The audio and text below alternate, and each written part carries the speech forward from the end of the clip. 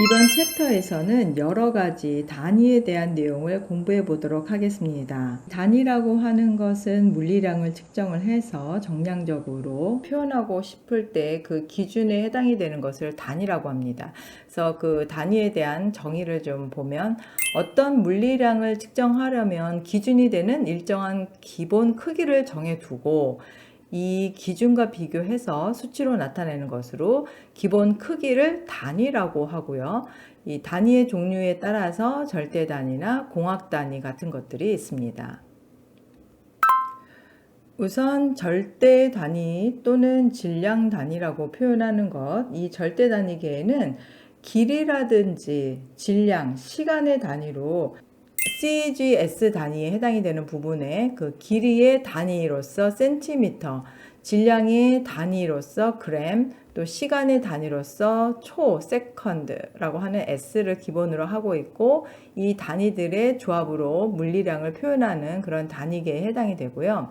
MGS 단위계에 해당이 되는 것은 미터, 킬로그램, 그 다음에 세크에 대한 그런 단위가 있어서 이 길이의 단위는 미터, 질량의 단위는 킬로그램, 그리고 시간의 단위로서 초를 기본으로 사용을 하고 있고, 이러한 단위들의 조합으로 물리량을 표현하는 그런 단위계에 해당이 되는 게 MGS 단위계에 해당이 됩니다. 이 CGS라고 하는 센티미터, 그램, 세컨드 단위는 각각 그 CGS 그 각 단위계의 앞글자에 해당이 되는 것을 대문자를 따서 CGS 단위계라고 하고요. 이거는 논리적인 어떤 전개를 하는 데 있어서는 편리한 그런 장점이 있지만 실용적인 단위로서는 작다라고 하는 그런 단점이 있기 때문에 이것을 보완하기 위해서 만들어진 것이 미터, 그 다음에 그램, 세컨드와 같은 이런 MGS 단위계 같은 것들을 사용을 하고 있습니다. 또 뭐 여러 가지 단위들이 나오지만 여기에서 우선 볼 거는 옴스트롱이라고 하는 이 단위예요. 그래서 이 옴스트롱은 길이의 단위에 해당이 되고 10의 마이너스 10승 미터 또는 0.1 나노미터로 표현을 할 수가 있습니다. 이 나노라고 하는 단위가 이제 10의 마이너스 9에 해당이 되기 때문에 0.1 나노미터로 표현을 할 수도 있는 거죠. 그래서 이 옹스트롬이라는 단위는 원자와 같은 굉장히 작은 그런 미시적인 세계를 다룰 때 많이 사용하고 있는 그런 단위에 해당이 됩니다. 그래서 이 옹스트롬을 미터로 할 때 또는 나노미터로 할 때 그 단위 환산이라든지 변환에 관련된 내용으로서 그 또는 또 그 크기에 해당이 되는 부분으로서 이해를 해주시면 되겠습니다. 자, 그러면 단위에 관련된 기출 문제로서 하나 보면 길이의 단위인 나노미터와 옹스트롬과의 관계로 옳은 것은 해서 나노미터라고 하는 것이 10의 마이너스 9승이라고 하는 그런 의미를 가지고 있다라고 했었죠. 옹스트롱이라고 하는 것은 10의 마이너스 10승 미터에 해당이 되는 그런 값입니다. 그래서 옹스트롱과 나노미터하고의 관계를 봤을 때 1나노미터는 10옹스트롱에 해당이 되는 그런 값을 나타내고 있기 때문에 여기에서는 정답 3번을 선택을 해주시면 되겠습니다. 중력 단위라고 하는 것은 우리가 공학 단위라고도 표현을 하는데 이 중력 단위계는 길이, 시간의 단위로 미터나 세컨드를 사용을 하고 힘의 단위로서는 질량 1kg의 물체에 중력 가속도 9.8m/s의 제곱이 가해진 1kg 중을 단위로 사용을 하고 있습니다. 그래서 질량 대신에 지구 중력 가속도에 의한 힘이나 무게를 기본 양으로 취하고 있는 그런 단위계에 해당이 되죠. 또 절대 단위의 중력 가속도를 곱해서 사용하는 그런 단위이고 공학에서 널리 사용이 되고 있는 그런 단위입니다. 그래서 힘의 기본 단위에 해당이 되는 그런 킬로그램 중이라든지 킬로그램 힘, 킬로그램 포스 이렇게 표현을 하죠. 우리가 그래서 kg하고 f로 이렇게 표현을 해서 사용을 합니다. 킬로그램 중을 정의하기 위해서는 표준 중력을 10.8m/s의 제곱이나 980cm/s의 제곱으로 정의를 하고 이렇게 정해서 사용을 하고 있습니다. 다음은 유도 단위와 차원에 대해서 내용을 보겠습니다. 여기서 얘기하고 있는 이 유도 단위라고 하는 거는 기본 단위를 조합해서 만들어진 그런 단위예요. 보통 열역학이나 유체역학 또는 열이나 물질을 전달하거나 단위 공정 같은 이런 공학 전반에 사용되고 있는 가장 기본적이고 중요한 것이 바로 앞에서 했던 단위와 차원에 관련된 내용입니다. 그래서 이 차원이라고 하는 것은 단위를 포함하는 집합이라고 우리가 생각을 하면 돼요. 가장 많이 자주 보고 있는 것이 질량, 길이, 시간에 관련된 거다라고 앞에서 그 단위를 얘기하면서 봤었죠. 그래서 이러한 단위들을 차원으로 표현을 해주는 그러한 방법에 해당이 되는 것들을 이제 여기서 보고 있는 겁니다. 그래서 이 차원이라고 하는 거는 절대 단위계나 중력 단위계의 기본 차원에 해당이 되는 힘, 질량, 길이, 시간을 기본 차원으로 하고 있고요. 기본 단위에서 질량은 m, 길이를 l, 시간을 t 라고 하는 이러한 차원 기호로 각각 표현을 해줍니다. 그래서 여기 보면 m, L, T로 이렇게 표현을 하고 있죠. 그래서 요거는 질량에 대한 그리고 길이에 대한 시간에 대한 부분들을 각각 나타내고 있고 이 각 유도 단위에 대한 부분으로는 이러한 식으로 표현을 해줄 수가 있습니다. 위에 첨자에 대한 부분으로서 이렇게 A, B, C로 나타나고 각 기본 단위에 해당이 되는 부분으로서 M, L, T로 이렇게 표현을 해주고 있습니다. 그래서 각 그 절대 단위계와 중력 단위계를 이렇게 나눠서 봤습니다. 각 힘에 대한 부분, 질량, 압력에 관련된 부분들을 이렇게 표로 정리를 했고요. 예를 들어서 절대 단위계에서 질량에 해당이 되는 부분은 이제 킬로그램으로 표현을 할 수가 있고 또 밀도에 대한 부분으로서 킬로그램 퍼 미터의 세제곱 이런 식으로 표현을 할 때 이 질량에 대한 부분은 차원으로 표현을 하면 이제 m으로 표현을 해주는 거고요. 또 힘에 대한 부분에서 킬로그램 미터 퍼 세크의 제곱 같은 경우에는 m 그리고 길이에 대한 부분 l 그리고 시간에 대한 부분으로서 t 그리고 마이너스 2로 위첨자로 이렇게 표현을 해줍니다. 또 밀도에 대한 부분은 킬로그램 퍼 미터의 세제곱이니까 이것을 차원으로 표현하면 m 그 다음에 L-3 이런 식으로 표현을 해주는 거죠. 또 중력 단위계에 대한 부분은 앞에서 봤던 이 절대 단위계와 달리 중력 단위계이기 때문에 킬로그램 포스 그 다음에 S의 제곱 퍼 미터로 이렇게 표현을 하면 이때 이 차원에 해당이 되는 부분은 각각 L, F, L, T로 표현을 하고 L의 마이너스 1, T의 2승과 같은 이런 식으로 이렇게 표현을 해줄 수가 있어요. 한 가지만 더 본다고 하면 예를 들어서 힘에 대한 부분은 킬로그램 힘이죠. 중력에 대한 단위로서 나타냈으니까 이때는 이제 F로서 이렇게 표현을 해주고 있습니다. 자, 그러면 기출문제 보겠습니다. 기본 단위의 길이 L, 질량 M, 시간 T로 표시를 하고 유도 단위를 각각 M, L, T로 이렇게 표현을 했을 때 각 물리량에 대한 유도 단위의 표현으로 옳지 않은 것을 찾는 그런 문제로서 여기 지금 네 가지 예가 있습니다. 힘이라든지 압력, 에너지, 인륜에 관련된 그런 내용들을 보고 있어요. 그래서 이 힘이라고 하는 부분을 우리가 이렇게 표현을 했을 경우에 유도 단위로 표현을 했을 경우에는 M, L, T-2에 대한 부분으로 이렇게 표현을 해요. 힘이라든지 뭐 역량이라고 하는 부분들을 이런 식으로 표현을 합니다. 그래서 이거는 옳은 내용이 되는 거고 압력이라고 하는 거는 우리가 앞에서 표에서도 봤습니다. M, L, 1승, T-2승 이런 식으로 표현을 한다라고 했었죠. 그래서 이거는 옳은 내용이 되는 거고 그 다음에 에너지에 대한 부분은 우리가 일을 할 수 있는 어떤 능력을 나타내고 있는 물리량에 해당이 돼요. 그래서 이 에너지라고 하는 거는 힘과 거리의 곱으로서 표현을 하고 또 에너지는 이제 단위로 줄을 사용을 한다든지, 이 줄이라고 하는 거는 힘에 대한 단위로 뉴턴, 그리고 퍼 곱하기 미터에 대한 단위로 이렇게 표현을 해요. 그래서 1 뉴턴 미터 또는 1 킬로그램 미터의 제곱으로 나타내고 세크의 제곱으로 이렇게 표현을 하죠. 그러니까 에너지에 대한 그 차원 단위에 해당이 되는 부분은 m, l의 2, t의 마이너스 2로 바꿔줘야 됩니다. 그래서 옳지 않은 표현을 한 것은 3번이고요.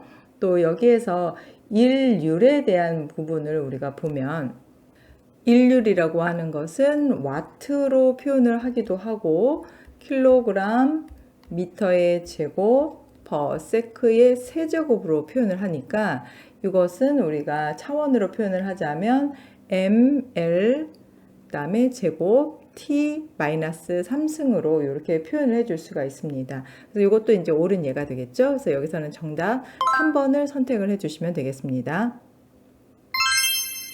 자, 그 다음은 SI 단위라고 해서 국제 단위를 말합니다. 국제 단위계에 해당이 되는 단위이고, 이 계측하고 있는 단위를 국제적으로 통일하기 위해서 만들어진 그런 단위 체계다라고 보시면 돼요. 그래서 세계 각국에서 사용하고 있는 단위가 각각 다르기 때문에 표준이 필요했죠. 그래서 세계 표준으로 만들어진 단위에 해당이 되고, SI 단위의 구성은 기본 단위, 그리고 보조 단위, 유도 단위 등으로 이렇게 나눌 수가 있습니다. 기본 단위로서는 7개의 기본 단위가 있는데 미터, 킬로그램, 초, 암페어, 켈빈, 몰, 칸델라 이렇게 전부 7개의 단위 체계가 있고요. 이 단위 체계에서 길이라든지 질량, 시간, 온도, 물질의 양이나 전류 또는 광도에 대한 부분들을 보여줄 수가 있어요. 그래서 이 광도에 대한 부분까지 이렇게 해서 보면 길이나 질량, 시간, 온도, 물질의 양, 전류, 광도에 해당이 되는 부분, 그리고 이 단위는 우리가 미터를 사용하고 질량에는 킬로그램을 사용을 하고 초, 온도는 켈빈, 그 다음에 물질의 양은 몰, 전류는 암페어, 광도는 칸델라를 사용을 합니다. 각 기호로서는 미터, 킬로그램, 세크, S, K, 그 다음에 몰, A, 그 다음에 C, D로 이렇게 표현을 합니다. 그리고 여기에 이어서 보조 단위가 있는데 보조 단위까지 같이 보면 보조 단위는 입체각이라고 해서 라디안, RAD로 표현하고요. 스테라디안이라고 해서 SR로 표현을 하는 이 보조 단위까지 있습니다. 이렇게 해서 기본 단위, 보조 단위를 활용을 해서 우리가 유도되는 조합 단위가 있는데 모두 19개의 조합 단위를 만들 수가 있어요. 그래서 기본 단위나 배수 단위들을 서로 곱하거나 나눠주면서 얻어진 합성 단위에 해당이 되고 또는 복합 단위와 동일한 차원으로 정의되는 그러한 형태의 단위다. 그래서 기본 단위의 조합으로 이루어진 것이 힘이나 에너지, 일률, 밀도, 속도, 가속도, 압력이나 연용량, 삼투압 점도, 또 표면 장력에 대한 것들이 기본 단위의 조합으로 이루어진 것입니다. 그래서 힘을 예를 들었을 때 힘이라고 하는 거는 질량 곱하기 가속도. 그래서 여기에서 힘에 대한 단위로서 뉴턴 단위를 사용하고 있고 킬로그램 미터 퍼 세크의 제곱으로 표현을 하고 이거는 1kg 미터 세크의 마이너스 2 또는 퍼 세크의 제곱으로 표현을 하는 거죠. 또 여기서 에너지에 대한 부분은 힘과 거리의 곱으로 나타냅니다. 그래서 이 에너지를 우리가 줄이라고 하는 단위를 쓰고 여기에서는 힘의 단위로서 뉴턴과 미터의 곱으로서 표현을 하죠. 그래서 1 뉴턴 미터로 표현을 하거나 또는 킬로그램 미터의 제곱 퍼 세크의 제곱으로 이렇게 표현을 할 수가 있습니다. 또 일률이라고 하는 거는 시간의 한 일, 단위 시간에 해준 일에 대한 부분이기 때문에 1와트로 표현을 해준다라고 했고요. 그래서 1줄 per 세크, 또 1줄 마이너스 세크의 마이너스 1로 이렇게 표현을 하기도 하고요. 1kg 미터의 제곱 per sec의 세제곱으로 표현을 하는 거죠. 그래서 이 줄이라고 하는 부분이 킬로그램 미터의 제곱 세크의 제곱이었고 여기에 시간 단위당에 해당되는 거기 때문에 세크의 세제곱으로 이렇게 표현을 해줍니다. 또 밀도라는 거는 부피 질량, 그래서 킬로그램 퍼 미터의 세제곱으로 표현을 해주거나 킬로그램 미터의 마이너스 3 이런 식으로 표현을 해줄 수가 있는 거죠. 그리고 이렇게 열 용량까지 이제 보면 질량, 그 온도 에너지에 해당이 되는 그 부분으로서 그 줄 퍼 킬로그램 켈빈 온도로 이렇게 표현을 해줍니다. 줄 퍼 kg 킬로그램 k로 이렇게 나타내 줍니다. 자, 그러면 기출문제 하나 보겠습니다. 단위들의 정의로 옳지 않은 것을 고르는 그런 문제입니다. 그래서 여기 첫 번째 나온 게 파스칼이라고 해서 PA, 파스칼은 kg 곱하기 퍼 미터 세크의 제곱으로 이렇게 표현을 하고 있어요. 그래서 이 파스칼에 해당이 되는 단위는 옳은 예가 되고요. 여기서 줄에 해당이 되는 단위는 우리가 앞에서 확인을 했습니다. 킬로그램 미터의 제곱 퍼 세크의 제곱에 대한 단위이기 때문에 이것은 맞는 예가 되고, 줄이라고 하는 거는 힘과 거리, 그래서 뉴턴 미터 옳은 예가 되고요. 그 다음에 여기서 줄의 또 다른 단위로 나타내고 있는 게 파스칼 미터의 제곱으로 표현하고 있는데, 줄의 단위로서는 kg 미터의 제곱 퍼 세크의 제곱으로 우리가 표현을 한다라고 얘기를 했었죠. 그렇기 때문에 요 또는 이제 뉴턴 미터의 곱으로서 이렇게 표현을 한다라고 했습니다. 그래서 이것은 옳지 않은 예가 되기 때문에 여기에서는 정답 4번을 선택을 해주시면 되겠습니다. 자, 유효 숫자라고 하는 것은 어떤 측정값이 있을 때 그 측정값의 정확도에 영향을 주는 숫자들을 유효 숫자다라고 합니다. 그래서 실험적으로 측정한 값이나 계산으로 얻은 값을 표현하기 위해서 사용한 그런 숫자에 해당이 되는 부분이고, 이 유효 숫자를 구별한다든지 유효 숫자를 계산해내는 방법들이 이제 중요합니다. 그래서 예를 들면 위치에 있는 0은 유효 숫자에 해당이 되는 부분이 아닙니다. 그래서 이렇게 숫자가 0.00682라고 하면 유효 숫자 자리에 해당이 되는 부분은 세 자리만 해당이 되는 거고, 앞 위치에 있는 이런 0은 유효 숫자에 해당이 되지 않는다라고 생각을 하면 돼요. 그리고 유효 숫자 사이에 위치한 이러한 0은 항상 유효 숫자에 해당이 됩니다. 그래서 여기 이렇게 숫자 가운데에 있는 것들은 유효 숫자에 해당이 되는 그런 부분이에요. 그래서 유효 숫자 자리로 보면 이거는 네 자리에 해당이 된다라고 하는 거죠. 또 하나는 끝쪽에 있는 것, 그래서 뒤쪽에 있는 0의 소수점이 있으면 이거는 유효 숫자에 해당이 됩니다. 그래서 소수점 끝에 자리 잡고 있는 거, 여기서는 300하고 점하고 아무것도 없지만 이렇게 점 0 하면 여기까지가 유효 숫자에 해당이 되는 것이다 라고 해서 이 유효 숫자의 자릿수와 유효 숫자를 구별하는 그런 방법들이 이제 중요하다. 또 유효 숫자 표기법으로 우리가 봤을 때 이 유효 숫자만의 어떤 10의 n승에 해당이 되는 그런 곱하는 수로 표현을 하는데, 예를 들면 6.82 이렇게 유효 숫자에 해당이 되는 부분 6.82 곱하기 10의 마이너스 3승으로 이렇게 표현을 해줍니다. 그러면 여기에서는 유효 숫자에 해당이 되는 게 각각 6과 8과 2가 된다라는 얘기가 되는 거예요. 또 여기에서 유효 숫자 1072로 표현을 하는 거죠. 그래서 1.072. 그 다음에 여기서는 3 곱하기 10의 제곱으로 표현을 하고, 요거는 유효 숫자 세 자리를 표현하기 위해서 3.00 곱하기 10의 제곱으로 표현을 했고요. 유효 숫자 네 자리를 나타내기 위해서 3.000 곱하기 10의 제곱이다 라고 이렇게 표현을 해줍니다. 계속해서 보면 소수점의 위치는 유효 숫자에 대한 부분하고는 관련이 없다. 그래서 여기 15.3, 1.53, 0.153, 0.0153 이거는 전부 다 동일하게 유효 숫자가 3이다. 3개다. 이렇게 153 다 유효 숫자에 해당이 되고 유효 숫자는 3개다라고 이제 보는 겁니다.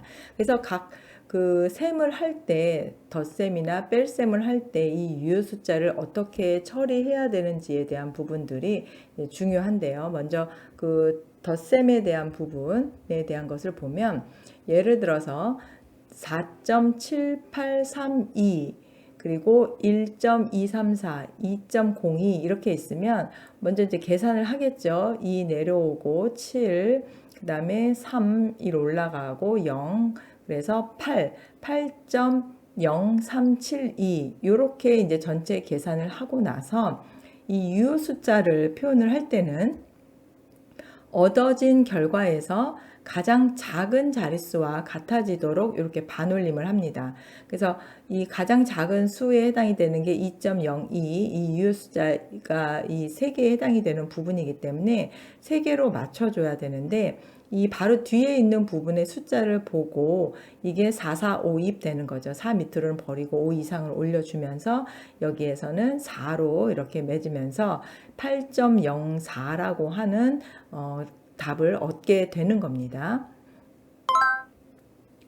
또 마이너스 값으로 나타낼 때는 일단은 이제 계산을 해내고 나서 여기 유효 숫자 자리에 해당이 되는 부분으로 이제 표현을 해주는데 이때 그 두 수 모두가 5개의 각각 유효 숫자를 가지고 있습니다. 하나, 둘, 셋, 넷, 5개고 0을 뺀 9, 7, 2, 6, 8 이 5개의 유효 숫자를 가지고 있는데 계산을 하고 나서 보니까 소수점이 나오고 0.0509가 나왔어요. 그러면 유효 숫자는 509에 대한 3개의 유효 숫자를 갖고 있습니다. 그래서 이 경우에는 0.059, 509 다음에 이 뒤에 마지막에 있는 숫자를 보고 여기에서 4, 4, 5, 2 패서 버려지는 수가 되고 그 다음에 5, 0, 9 그래서 의심스러운 숫자에 해당이 되는 부분이 이제 한 개만 있어야 되기 때문에 요 하나만 남겨놓고 나머지 뒤에 있는 숫자에 대한 부분들은 버려두게 되는 거죠. 그래서 이렇게 해서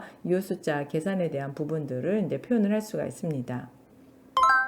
또 곱하거나 나누는 경우에 이제 그 소수점 자릿수와 상관없이 가장 적은 유효 숫자 수로 매짐을 한다. 그래서 여기 지금 2개의 유효 숫자를 가지고 있고 계산을 하면 2개의 유효 숫자를 만들어야 되기 때문에 그 다음 자리에서 4, 4, 5, 2 패서 올리면서 4.6이라고 하는 유효 숫자 2자리로 이렇게 답을 만들어낼 수가 있고요. 또 나누기로 볼 때는 이렇게 나눗셈에 대한 부분으로 우리가 이제 볼 때는 45.2 나누기 6.3578에서 유효 숫자가 3자리에 해당이 되기 때문에 이 답에서도 유효 숫자 3자리를 찾아야 되고요. 그 다음 자리에서 1을 올리면서 반올림 하면서 7.11로 숫자를 마무리하게 됩니다. 자, 그래서 이 수치 매짐에 대한 일반적인 규칙을 보면 5 이하는 버리고 5 이상은 올리고 만약에 그 수가 마지막 수가 5에 해당이 되는 경우에는 바로 그 앞자리 수에 따라서 결정을 할 수가 있다. 예를 들어서 43.1345000 이 경우에는 요 43.134 즉 끝자릿수와 같이 가장 가까운 수를 선택을 해서 이 자릿수를 표현을 할 수가 있다라는 거죠. 그래서 43.134로 마무리를 하는 겁니다. 82.427500이라고 해서 이 5에 해당이 되는 부분을 우리가 처리를 할 때 이 숫자에 해당이 되는 부분이 5보다 크기 때문에 이 경우에는 82.428로 이 자릿수를 매짐을 하게 되는 거죠. 그리고 계산을 할 때 셈을 다 마치고 난 최종 결과에서 옳은 유효 숫자를 갖도록 반올림을 하게 됩니다. 이렇게 하는 것이 이제 수치 매짐의 일반적인 규칙에 해당이 돼요. 자, 그럼 유효 숫자에 관련된 기출 문항 하나 보면 0.01440의 유효 숫자 개수는 앞에 있는 0에 해당이 되는 부분은 유효 숫자에서 우리가 제외를 한다라고 얘기를 했습니다. 하지만 가운데 있는 숫자의 0이나 끝에 있는 0으로 된 것은 이거 유효 숫자에 해당이 되죠. 그래서 여기에서는 유효 숫자의 개수가 1, 4, 4, 0.